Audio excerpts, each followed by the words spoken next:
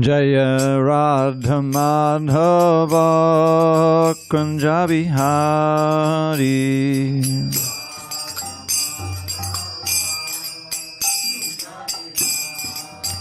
Jaya Radha Madhava Kunja Bihari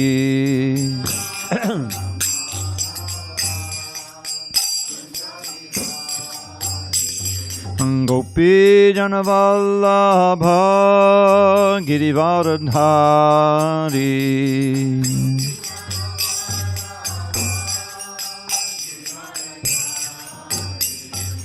Gopi Janavallabha Girivardhari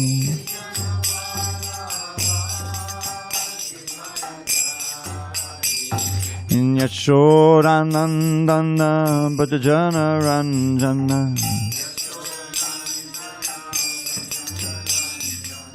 Yashodanandana Bhajana Ranjana Yamunatira Vanachari Yamunatira Vanachari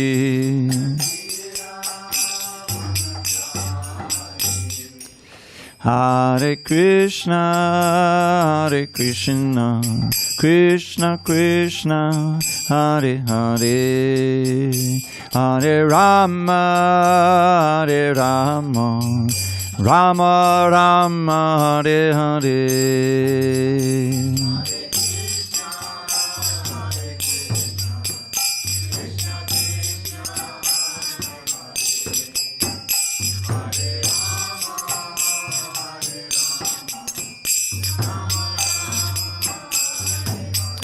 Hare Krishna Krishna Krishna Hare Hare Hare Rama Ram Ram Hare Hare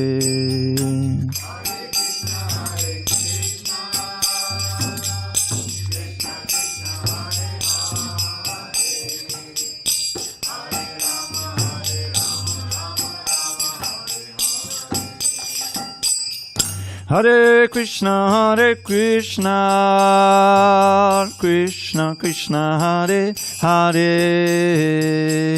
Hare Rama Rama Hare Hare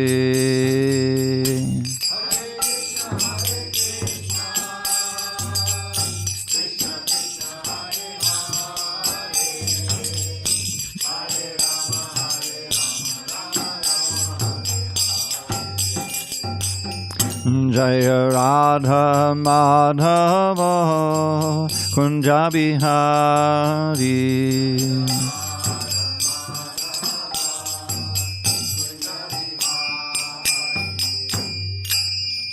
Jaya Mr. Pad Paramahansa Padavijaka Ashtoto to the Sri Srimad His Divine Grace Srila A.C. Bhaktivedanta Swami Prabhupada Ki Jai ISKCON BBT Founder Acharya Srila Prabhupada Ki Jai Jai Om Vishnupad Paramahansa Padavajacharya Ashtotar to the Sri Srimad Divine Grace Srila Bhakti Siddhanta Saraswati Thakur Ki Jai Ananta Koti Vaishnavini Ki Jai Namacharya Srila Haridas Thakur Ki Jai Srimad Bhagavad Gita Ki Jai Samaveda Bhaktivinoda Ki Jai All glories to the assembled devotees All glories to the assembled devotees All glories to the assembled devotees All glory to Shri Guru and Gauranga.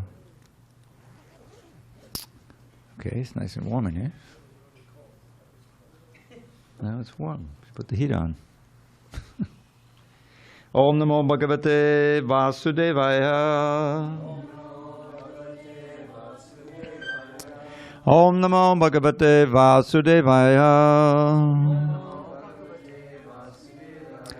Om Namo Bhagavate Vasudevaya.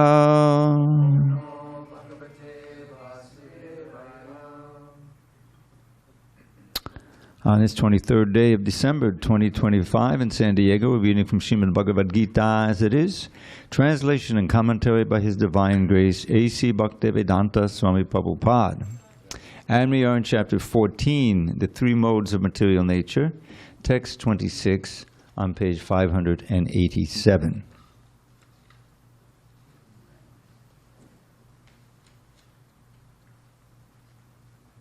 Okay. All right. Everyone ready?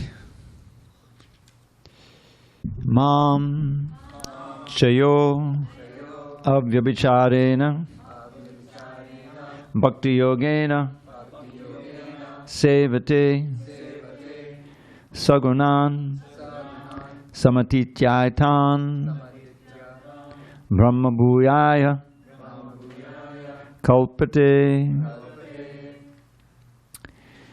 Mang chayo vabhicharena bhakti yogena sevate sagunan samatityaitan brahma bhuyaya kalpate Mam chayo vabhicharena bhakti yogena sevate Sagunan samatityaitan Brahma bhuyaya kalpate Mang chayo vabhicharena Bhakti yogena sevate Sagunan samatityaitan Brahma bhuyaya kalpate Go ahead. Mang chayo vabhicharena bhakti yogena sevate sagunan samatityaitan brahma bhuyaya kalpate. Prakash, is that you? Go ahead. Mang chayo vabhicharena Bhakti yogena sevate sagunan samatityaitan brahma bhuyaya kalpate. Mang chayo vabhicharena bhakti yogena sevate sagunan samatityaitan Brahma bhuyaya kalpate. 30. Mang chayo vabhicharena bhakti yogena sevate sagunan samatityaitan Brahma bhuyaya kalpate. Ladies. Mang chayo vabhicharena Bhakti yogena sevate sagunan samatityaitan Brahma bhuyaya kalpate. Bhakta Chad. Mam chayo vibhicharena Bhakti yogena sevate Bhakti yogena sevate Sagunan samatityaitan Brahma bhuyaya kalpate. Brahma bhuyaya kalpate. Someone else there? Yes. Vanessa? Or whoever it is? Maybe they don't want it. Okay. Mam unto me, cha also, yaha, a person who, avyabhicharena, without fail, bhakti yogena, by devotional service, sevate, renders service, saha, he, gunan, the modes of material nature, samatitya, transcending, etan, all these, brahma bhuyaya, elevated to the Brahman platform, kalpate, becomes. Translation. Lord Krishna says to Arjuna, one who engages in full devotional service, unfailing in all circumstances, at once transcends the modes of material nature and thus comes to the level of Brahman. Purport. This verse is a reply to Arjuna's third question. What is the means of attaining to the transcendental position? As explained before, the material world is acting under the spell of the modes of material nature. One should not be disturbed by the activities of the modes of nature. Instead of putting his consciousness into such activities, he may transfer his consciousness to Krishna activities.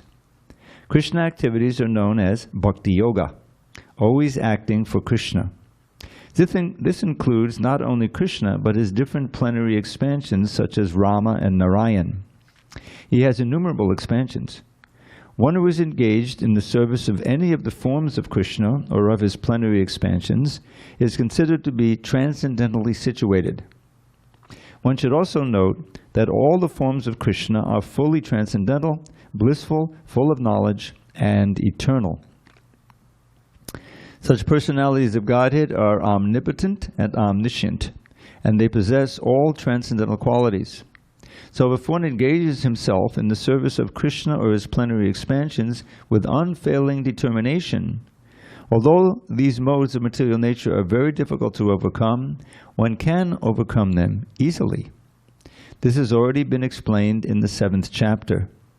One who surrenders unto Krishna at once surmounts the influence of the modes of material nature. To be in Krishna consciousness or in devotional service means to acquire equality with Krishna. The Lord says that his nature is eternal, blissful, and full of knowledge, and the living entities are part and parcel of the Supreme, as gold particles are part of the gold mine. Thus the living entity in his spiritual position is as good as gold, as good as Krishna in quality. The difference of individuality continues, otherwise there would be no question of Bhakti Yoga. Bhakti Yoga means that the Lord is there, the devotee is there, and the activity of exchange of love between the Lord and the devotee is there. Therefore, the individuality of two persons is present in the Supreme Personality of Godhead and the individual person.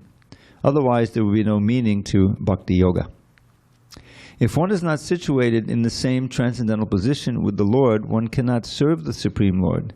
To be a personal assistant to a king, one must acquire the qualifications. Excuse me.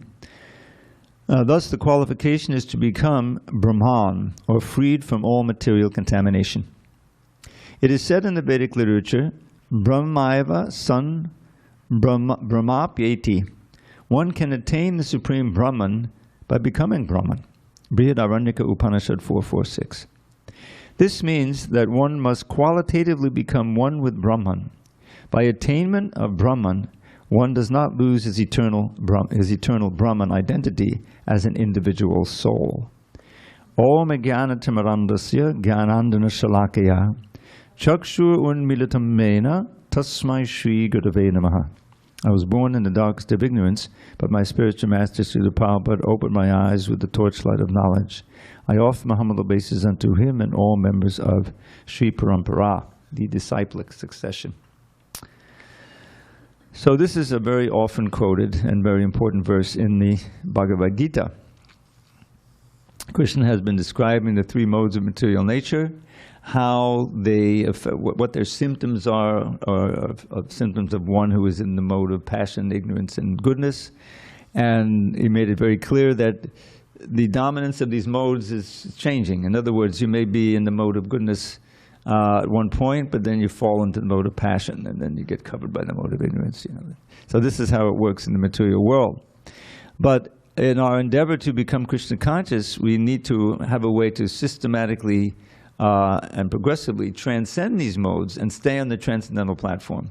Because Krishna is beyond the modes. He's completely nirguna. That's one of the meanings of nirguna. Guna means quality. It also means mode of nature. It also means rope. In this purport, Prabhupada referred to the verse we read in the 7th chapter, which is often quoted, Daivi yesha gunamayi mama maya duratyaya Mameviye papadyante maya metang tadantite. So Daivi means divine. He said Daivi yesha gunamayi. Gunamayi means composed of the mode of nature, which is this material energy. It's composed of the modes of nature. So Daivi yesha gunamayi, this divine material energy, which is composed of the modes of nature, mama maya, it is my maya, I possess it, it's controlled by me, created by me. And duratyaya, very difficult to cross over, to transcend, as we have already experienced, I'm sure. But one who surrenders unto me can easily cross beyond it. Now in the purport there, Prabhupada makes a nice analogy using the word guna to mean rope. If you're sitting in a chair, you know, and you've been tied up, you know, you can't really go anywhere, right? So we're like that in our conditioned state, life after life after life. We die in a certain mode, and oftentimes, especially in this age, we lose the human form of life, come back up to the human form. But if we have no instruction, no good association, then we're bound to be bound by the modes of nature again. So how to get free? We have to be helped. Just like if you're bound up by ropes, someone who comes who's not bound can cut the rope very easily and free you. So who is that? Oh, I'm sorry, that's the ladies' side. Huh? You say it's okay?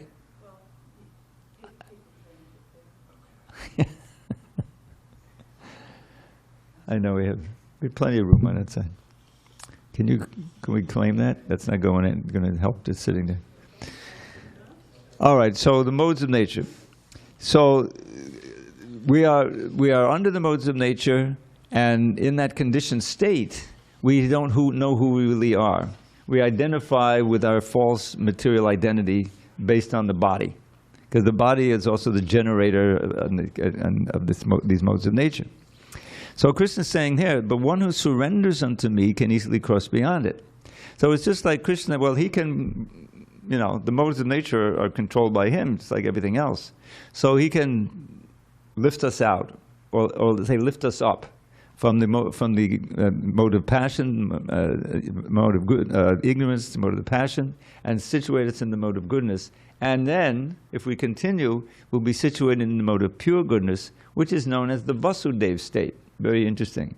Vasudeva is the name of Krishna's father, right? He's known as Vasudeva. Yeah, that's another name for Krishna. So the Vasudeva state, or the Shuddha Sattva, not just goodness, but pure goodness. Because the mode of goodness is a tinge with the mode of ignorance and passion. You know, another thing he says is that one will dominate and then the other will dominate. And we know in our own lives.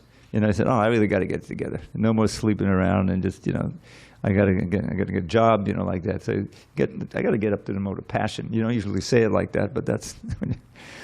And then if you become thoughtful and like that, you may go to the mode of goodness. But we want to be in a state that we're permanently transcendental to these modes. And that's really how we can eventually transcend the whole material body and not come back again to another material body. The whole purpose, we should keep it in mind, you know, keeping the goal in mind, is to go home back to Godhead, and where we can experience the pure love for God. Now the fact is that even in this material world we can experience that. We can be in that transcendental state even in this world, and we saw that with Srila Prabhupada.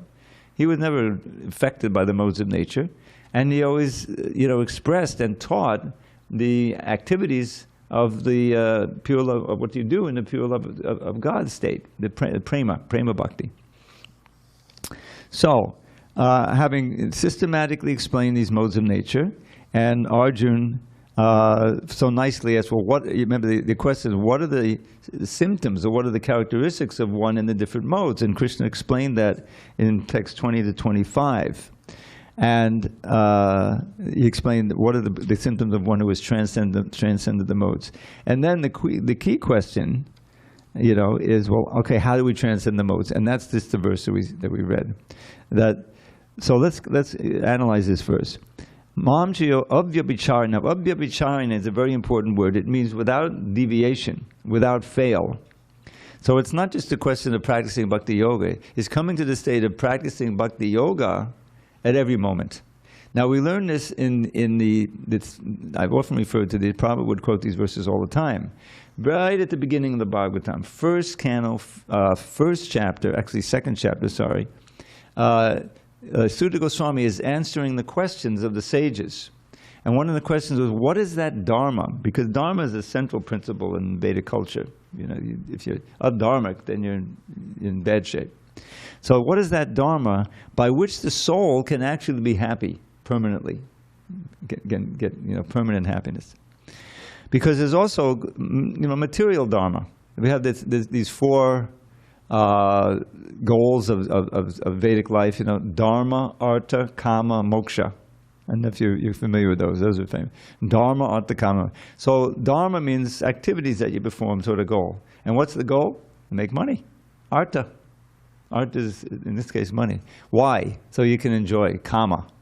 Dharma, artha, kama. In the West, in the outside of the Vedic culture, the dharma part is kind of, optional. Basically, just find a way to make money, so you can enjoy yourself, but that's really lower modes of nature. So I have dharma, artha, kama. Now, at a certain point, you realize it's self-defeating, because your karma that you get from the artha is going to bring you back again to another birth. And that's for suffering. Birth, old age, disease, and death, threefold miseries, right? Who wants that? Nobody. So therefore I need moksha. I need to be liberated, right? From birth and death. Then I won't have to suffer so much anymore. But Lord Chaitanya said, that's four, right? Our dharma, artha, kama, moksha. But he said the panchama purushartha, the fifth and final goal is not moksha. It's not moksha, it's four. The fifth one is prema. Prema, love for God. Love for God includes moksha. If your every act, your every breath, your every thought is involved with service to Krishna through loving devotion, that's the pure state. And you're not even worrying about moksha because you're going back to Godhead. You're liberated in this state, even on this planet. It's not that you have to die to get moksha, you see. So, now, this avyabhicharana means without cease. It says without failing, unfailing in all circumstances. Now we learned this way back when we read the Bhagavatam, again, the second chapter, text number 6, he answers the question. What is that dharma by which the soul can really be permanently happy? It's not the dharma that leads to moksha, because moksha for itself, just merging into Brahman, is not ultimate happiness. No, ultimate happiness is being situated in pure love for Krishna eternally in the spiritual planet of Goloka Vrindavan. So he says there, Savai Pungsam Paro Bhakti Yoga Savai Pungsam Paro Dharmo Bhakti Yoga Bhakti Yoga Adhokshaje. Bhakti Yoga Adhokshaje. I'm sorry, my brain. I'm getting old. I'm 78 now. You got to give me a little slack, okay? So he says that dharma by which the soul can become supersedity, truly happy, is that dharma which engenders pure devotion to God, to Krishna, bhakti yogena, to adhokshaja. Now this is interesting. This is a name for Krishna. It's made of four words: Ada, Aksha. No, I'm sorry, three. Ada, Aksha, and Ja. Ada, Aksha, and Ja. Aksha is eyes, or the senses in general. And Ja is short for Janma, which means born. So that knowledge which is born from using our senses and our mind, rather from receiving from the higher sources, is called the ascending process of knowledge. It's a scientific method, you see. You can't really get transcendental knowledge that way. It has to be received from Krishna or his pure representative, which is medium. So the Ada means down. So he pushes that knowledge down, meaning that Krishna is transcendental to the efforts of our senses, mind, and intelligence, like that. I remember there was one phrase I memorized when I practically, first week I was there. Avan Manasa Gochara. Krishna is Avan Manasa, which is the same idea. Gochara means achievable, you see. He's a Kinchana Gochara. He is achievable or attainable by those who don't claim any possession to anything here. A Kinchana. That's the whole idea of sannyas and renunciation. Not to be entangled with the sense of possessiveness here, but to realize everything is created by Krishna, everything belongs to Krishna, it's meant for his service. So that sense is, I don't possess anything separately.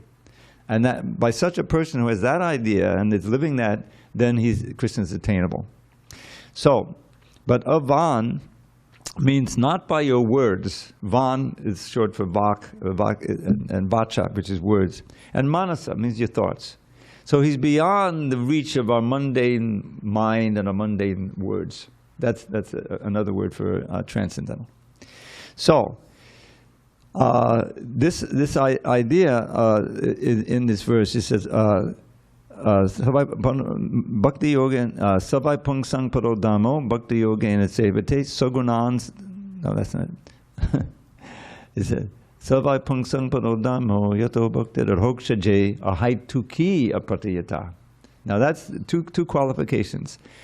What is this bhakti yoga? You define bhakti yoga, that's the dharma. But here's the two essential qualities.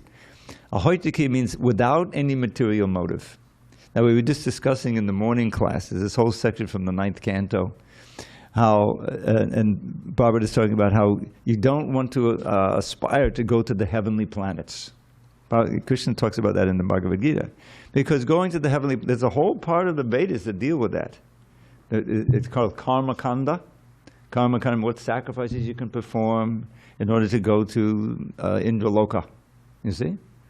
But the problem is, as Krishna says, he says in the 9th chapter, Karmais taistai rita jnana papodninte anya devata.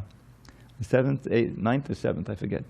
So those whose real knowledge has been stolen by karma, by material desire. In other words, in material desire, I'm going to enjoy like an Indraloka. So your real intelligence is stolen away.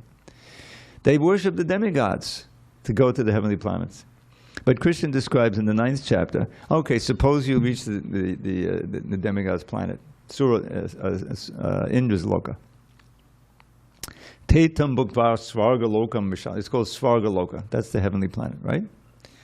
Svarga lokam vishala. Then you enjoy vishalam, very wonderful pleasures, for a long time. You live there for a long time. You don't get old and weak and sick. And and there's Nanda gardens, it's very nice up there. But you're spending your punya. Punya is your pious credits that you won by performing pious activities, and practicing the yajnas and things. So it's just like you save up. I give several examples. Guy lives in Kansas, with his family there, and they know about Disneyland. They've seen about it, and the kids want to go. So okay, we'll save up. And several years they're saving. Finally, they were able to buy a mobile home or something, and they drive out there. And okay, now we're here, and they got to spend in there, for the hotel, and then they spend here in order to get the entrance fees, and they're enjoying like anything, But at a certain point, the time is up, the credit card is finished, Now we have to go back to Kansas and go back to farming or whatever we were doing.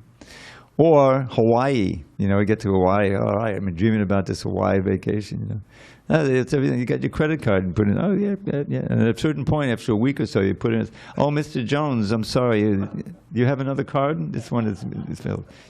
Chine punye. Your punya has been chined. Back you gotta go to wherever you came from, So that's what Krishna says. Chine punye, marche lokam vishanti. You can enjoy like anything. First line of the verse, the Vishalam is broad and wide and a long time. But when your pious credits are used up, Martya Lokam Vishanti. He doesn't mince words. He doesn't say you come back to earth. He says you come back to this world of death. Martya Lokam. It's the same word as English. The mortals, Martya, you get it? You see? Same word in Sanskrit. So then he has the conclusion. Evam Trahi Dharmam. Trahi Dharma means according to the 3 Vedas that deal with this. Evam Trihidamam Omupapunna, following that, Gatagatum, Kama Labande. So trying to fulfill your material desires in this way, Kama Labande. You're just going and coming. You're not making any progress toward life's goal, which is to get out of this world, transcendental to the modes of nature, and go back to Godhead. So that's foolishness. So therefore, this word ahaituki, in that first word, means We're performing devotional service, but not so that we can get something from Krishna, material. That's foolishness. We're performing devotional service in order to develop our natural and innate love for Krishna, which will give us the highest pleasure permanently. Permanently, asukam, aksharam, what is it? Bias parasesha asaktatma vindityatmana yatsukam sab brahma yoga yuktatma sukam akshayam ashnute. To come to the point of enjoying ending and unlimited, ever-increasing happiness. Where can you find that in the material world? Is it for sale somewhere? I don't care if you're a multi-billionaire, you're not going to find that. It's so much pain just to get the multi-billions and keep them and protect them and, you know, and then pay off this guy. It's not real. So, but Sukham Akshayam Hashnute. This verse in the Bhagavad Gita, chapter 5, text 21, says that by linking yourself up to the Supreme Brahman, which is Krishna, by the process of yoga, you can come to the point of always enjoying, even in this material world. Even you know, we see the example of Prahlad. You all saw the movie, you know. Was Prahlad ever in the book? Don't do that. No, he's always Om Namo Bhagavate Vasudevaya. They're trying to burn him to death, crush him to death, boil him to death. Om Namo Bhagavate Vasudevaya. It's like Haridas Thakur. Haridas Thakur is sometimes said to be a reincarnation of Prahlad or Brahma.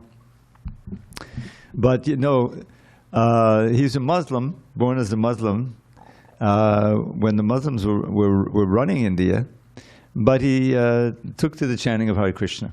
So they arrested him. So what are you doing? You've been born in this exalted Muslim family, and now you take up the practice of the Hindus?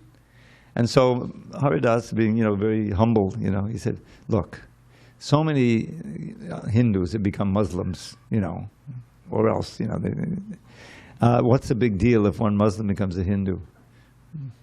They didn't like that. Said, okay, you speaking back? Execute him. They would execute him by beating. You know, they have two guys beating with poles, you know. And they would go to the marketplace, like a public execution. So people can get the idea, don't do this, you know. So they would beat him after one or two marketplaces, it finished, you know. So this is pretty gruesome. So Haridas says, okay, I'll do whatever you want. No. He said, are you kidding? Hare Krishna, Krishna Krishna, Hare, beads or no beads. So they beating him, but he wasn't feeling any pain. He wasn't dying, you know. So instead of 3 marketplaces, they go 4, 5, 6, 10, 12, 22 marketplaces. And the guy's arms are getting stiff, you know, they can't, and they're getting exhausted. So they're in great anxiety. And Hari said, what's the matter? He said, well, if you don't die, then we're going to get executed. He said, oh, I'm sorry. So then he went into samadhi, you know, where it looks like death. So he died, you know, he's fallen over, and they can hardly. It looks like he's not breathing, you know. So the guy says, "Oh, thank God, you know, thank Allah." So they carry him back, and to the Qazi who gave him the sentence. And so, what should we do with him? Should we bury him here by the side of the river? He said, "No, it'll become a big place of pilgrimage, you know, for the Hindus. So don't bury him here. Just throw him in the river. Throw the body in the river." So they threw him in the river, but he wasn't dead. He was just in samadhi. So he, in the river, wakes up, swims across, and keeps chanting, you know. And they told him, if you can survive this, then you can do whatever you want. So when they saw him on the other side of the bank chanting very nice, he said, okay, we won't bother you anymore, you see. This is Haridas Thakur. That means that even in the greatest difficulty, he was still absorbed in Krishna and still feeling the protection and the bliss of Krishna. And that's you know, described in the previous verses, how those who are transcendental of the modes are not disturbed. They, gold and stone, they see the same, that transcendental position. So that comes from Ahoituki, not worshiping Krishna for any material gold, and apratiyata, which means without stopping, constant. That's the difficulty. You're practicing devotional service and said, okay, I chant him around, I did this, now I have to go to work and I'll not be able to think of Krishna there. But you have to somehow get in a position where you can still think of Krishna in every circumstance. So those two, and if you can come to that point, then you're really experiencing happiness. So that's what he's talking about here. Avyabhicharana means without ceasing, without failing in any circumstance. Sagunan-samati, then you transcend the modes of nature and come to the position of Brahman. Now that's explained in the next verse, which is the last verse of the chapter, and I'd like to also do that one, because this verse is also, what is Brahman? And it said, Krishna says, I am the source of Brahman. I'm supporting it. Not that it is the final understanding of the absolute truth. It's the first idea, Brahman, Paramatma, Bhagavan. It comes in 3 stages. This is in that same second chapter of the first canto. And Brahman is the first stage, and it gives you the sense of eternity. It's Satchidananda. There's the Sat is eternal existence. Chit is unlimited knowledge, and Ananda is real bliss, eternal happiness. But Brahman is just the first stage, this sense of eternal life. If you can get up to Brahman, then you say, no more birth and death. I'm going to stay up here in the effulgence, But a million times I give the example, the sensory deprivation chamber. There's no details. This is the nirvishesha that Prabhupada is saving us. Remember, if you say pranam mantra, the second half, he wrote that. Who else was going to write it at that time? It's 26 Second Avenue. So he's describing Namaste Saraswati Devi. I offer my obeisance to he who is the follower of Saraswati, Siddhanta Saraswati Thakur. So that's very much. Saraswati Devi. Namaste Saraswati Devi Gauravani Pracharine. He is preaching, he is propagating the teachings of Lord Chaitanya. It all goes back to Lord Chaitanya. He taught Rupa and Sanatana Goswami. They wrote all the books and the disciples of the disciples, Baladev Vijayabhusha, wrote the commentary in the Bhagavad Gita that Prabhupada is following. It's called Coming from Lord Chaitanya. Gauravani Pacharine. What's the result of that? Nirvishesha Shunyavadi Paschata Deshatarine. Very important. Nirvishesha means no variegatedness, no details, just homogeneous, impersonal white light. That's the Brahman, So that and Shunyavadi. The Shunya, that's the Buddhist thing. That's the thing. Everything is void, ultimately. It's close to the Mayavadis, but the Mayavadis don't say it's void. They say it's all this Brahman. That's the real reality. Everything else is unreal. But no, Brahman isn't the ultimate reality because there's no details. There's no God there. There's no Krishna. There's no form. And you're also formless. You're just pure consciousness. How long can you as devotees, it doesn't sound very interesting, does it? You see? Only if your goal is completely just to get to that point where there's no pain, there's no birth, old age, disease, and death. That's the ultimate. No, it's not the ultimate. It's just like if you're suffering something, you take a painkiller, is your life complete? No, then you can go back to work, right? It's something. So similarly, being merged in Brahman is not. Prabhupada would always quote this verse: "Yen yeda vindaksha vimukta maninastva yastabhavad vishuddha buddhiya aduha kuchena padam padang tata patanchadho anadrina yushmarangriya." This is a prayer of one of the prayers of the demigods with Krishna in the womb. He's about to take birth, So they come in incognito, they're hidden. And they're offering these prayers to Krishna in the womb just before he takes birth. So they're praising the devotees. And then this verse comes up. It says, there are others, not the devotees, ye anye adavindaksha, O lotus-eyed Lord, vimukta maninas, who think that they're liberated. Although they're not really. These are the Mayavadis, the impersonal. Tvayashtabhavad abhishuddha buddhiya. They're reverse to you, and therefore their intelligence is not sufficiently purified. And a few of them, not all, but a few, by great austerities, quit trainer. Can't you hear that? That's an onomatopoeia. By great austerity. You imagine trying to control the senses and the mind with no holy name, no deities, no devotees, no prasadam. Just you and your mind. You're fighting your mind, right? Arjun says, "Chanchalam himana Krishna." He says in the 6th chapter, he says, the mind is like a raging wind. To control it, as you have described by Ashtanga Yoga, is, I think, like trying to control a hurricane. I can't do it. So anyway, Krishna encouraged him, yes, by practicing. And he said, no, I can't. So what happens? So he says, well, you'll take birth in a rich family, a pious rich family, or a family of yogis, But Arjun's not very enlivened. And finally, Krishna, he solves the whole problem. He says, don't worry. yoginam api sarvesham madgaten antaratmana shraddhavan bhajateyo mam sumayuktatamamata. The greatest yogi is not these yogis in the Himalayas, controlling like I described, but rather those who always think of me within the heart, who with great faith worship me, bhajate and shraddha. These are all bhakti words. They are the best yogis. So Arjuna says, oh, that's great, because I'm already doing that. He's a great friend of Krishna. He's always thinking Krishna with love, So Ashtanga Yoga is not the ultimate yoga taught here, but there's some good lessons in that chapter for it. So I don't want to get to that. So anyway, what Prabhupada is giving us, by giving us the teachings of Lord Chaitanya, Gauravani Pacharine, is this way of transcending the modes of material nature, but not coming to nirvishesha, where there's no details. When we want all the details, what are the details? What does Krishna look like? What does he do? What are his qualities? What about his devotees? What's it like in the spiritual world? We should be very curious, and we get so much wonderful description. The Krishna book is such a treasure. Just keep reading it over and over again. It never gets old. I've been doing it. And because that's what we hanker for, because we ourselves are persons. We have a form, we have desires, we have all spiritual senses, but they're covered by this material body, which is not us, and we're living this false life. So, ahoitiki and apratayata yetma supersediti.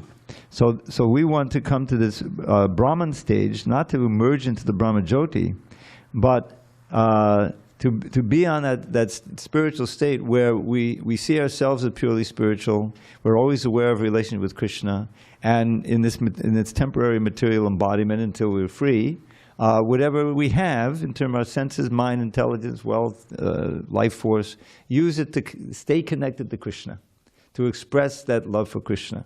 That is the real wealth in this world. That is the actual goal. Panchama Purushartha, the supreme goal that we're looking for. And that's really what these verses are telling us. You come, by practicing the devotional service sincerely, selflessly, one transcends the modes of nature and comes to this Brahman stage, but not to merge into Brahman, but to be aware of ourselves as pure spirit in every circumstance, in difficulties or whatever, not difficult, and to act rishikena rishikesha, means with our senses to serve the master of the senses. That's basic principle. So that's what's going on. And I don't think we did 27, did we? Okay, let's finish. This is the last verse. Brahmano hi patishtaham amitasya vyayasya cha shashvatasya cha dharmasya sukasya kantikasya cha. And I am the basis of the impersonal Brahman, which is immortal, imperishable, and eternal, and is the constitutional position of ultimate happiness. Purport. The constitution of Brahman is immortality, imperishability, eternity, and happiness. Brahman is the beginning of transcendental realization. Paramatma, the Supersoul, is the middle, the second stage in transcendental realization. And the Supreme Personality of Godhead is the ultimate realization of the Absolute Truth. Therefore, both Paramatma and the impersonal Brahman are within the Supreme Person. That's why Krishna is known as Param Brahman. Para-Brahman is the Supreme Brahman. We're not Para-Brahman, we're Atma Brahman, individual. It is explained in the 7th chapter that material nature is the manifestation of the inferior energy of the Supreme Lord. The Lord impregnates the inferior material energy or nature with fragments of the superior nature, and that is the spiritual touch in the material nature. When a living entity conditioned by this material nature begins the cultivation of spiritual knowledge, he elevates himself from the position of material existence and gradually rises up to the Brahman conception of the Supreme.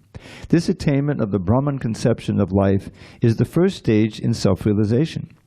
At this stage, the Brahman realized person is transcendental to the material position, but he is not actually perfect in Brahman realization.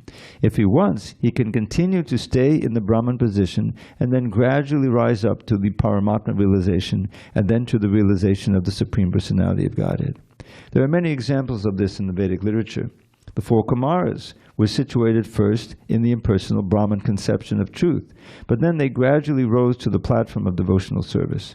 One who cannot elevate himself beyond the impersonal conception of Brahman runs the risk of falling down. And that's the verse I said. Adhu akrachena parampada patantyadho. Patanti means to fall down again, if you don't move on. One who cannot elevate, okay.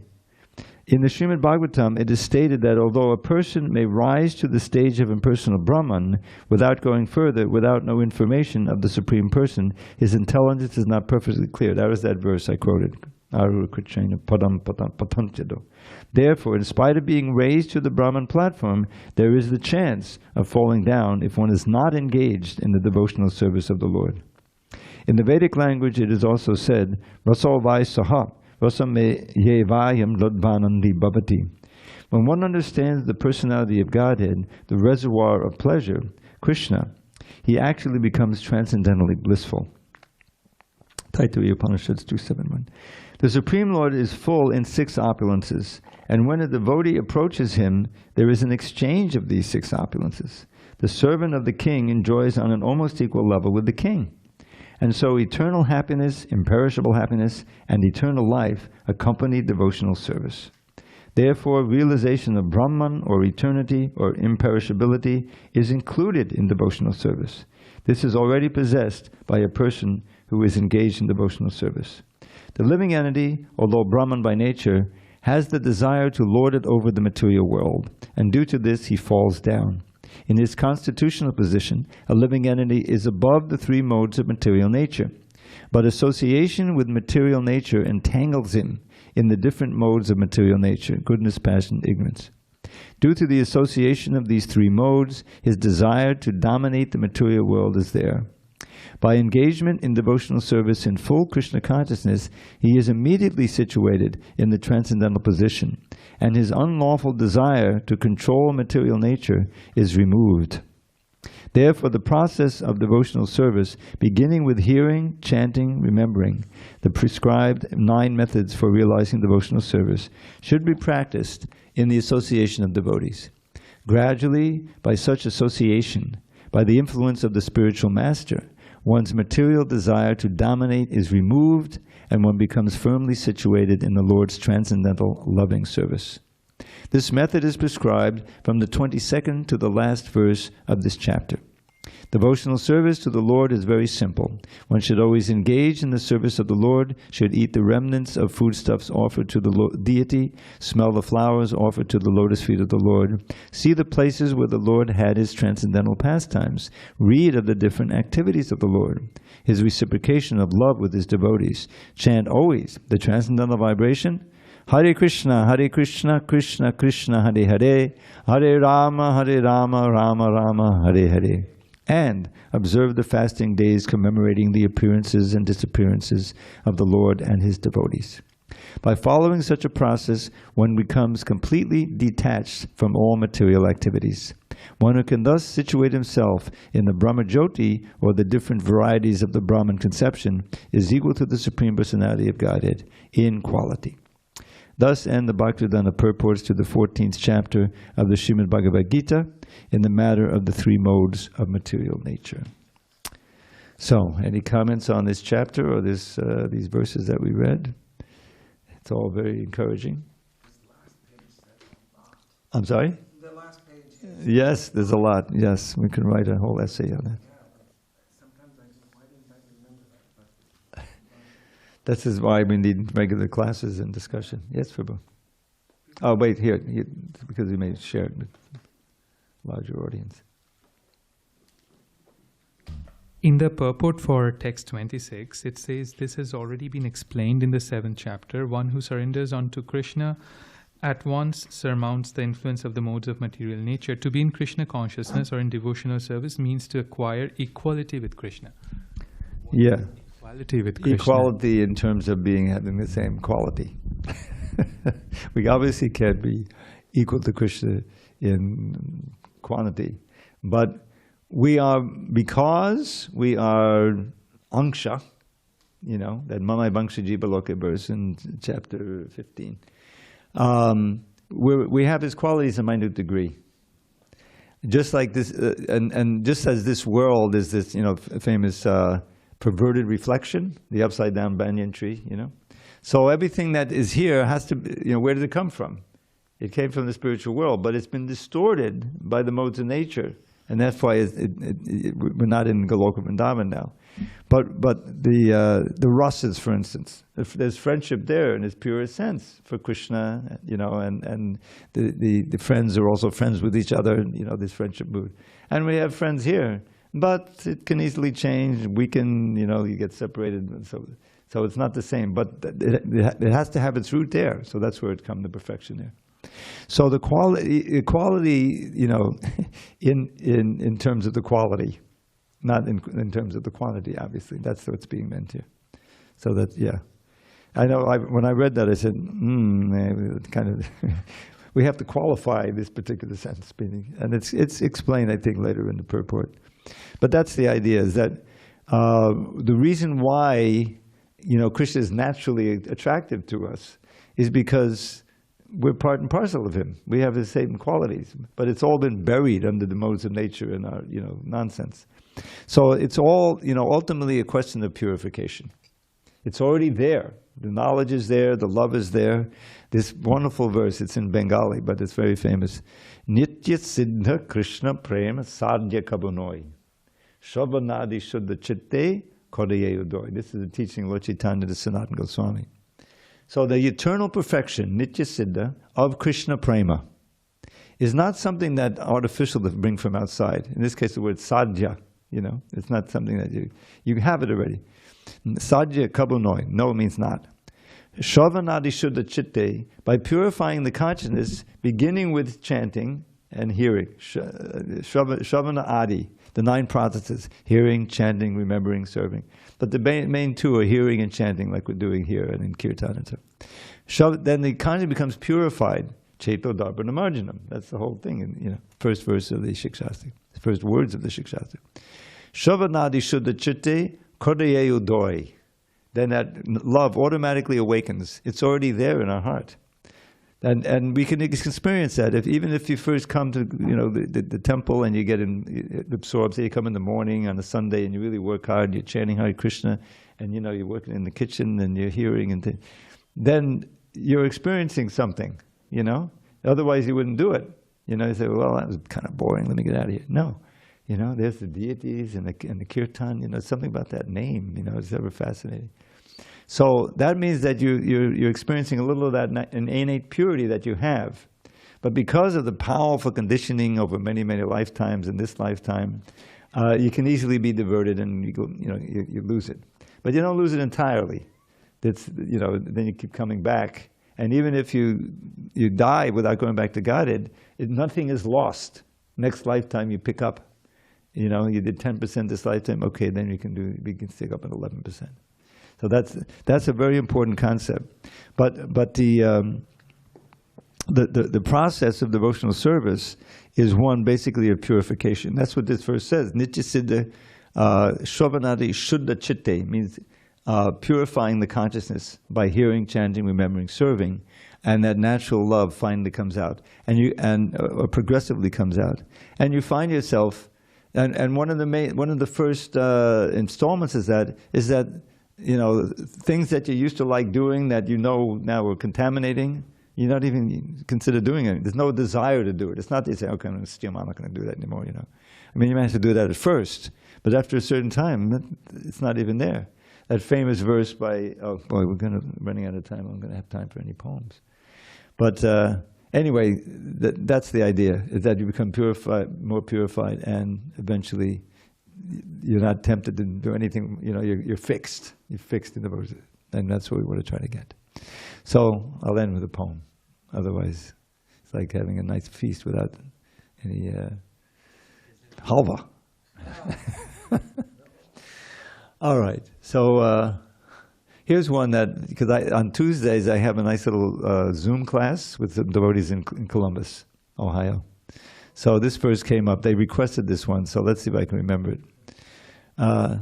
Vidachitamai dandam di nabando dayangva, gatadiha nabavatta kachadanyamamasti, nibatata shutakoti nibalang vangdavam, tadabikita bayodak stuyate chatakena. Chatak is a bird that lives just on whatever waterfalls. You know, that's what it lives on. And so it's always looking for a cloud to get under, but he doesn't want to get hit by the thunderbolt, so he has to be, So the Chataka subsists on rain, it catches in midair. And so it's always praying to the cloud to send its fare. Yet though that cloud may send a thunderbolt instead of rain, that bird continues praying earnestly, fervently, despite the pain. That bird continues praying fervently despite the pain. Just like the Chataka, I fix my mind upon one goal, and that is you, O Lord, most kind to every fallen soul. So whether it is punishment you send or mercy sweet, I'll always pray to you for service to your lotus feet. Hare Krishna. Okay, now let's adjourn for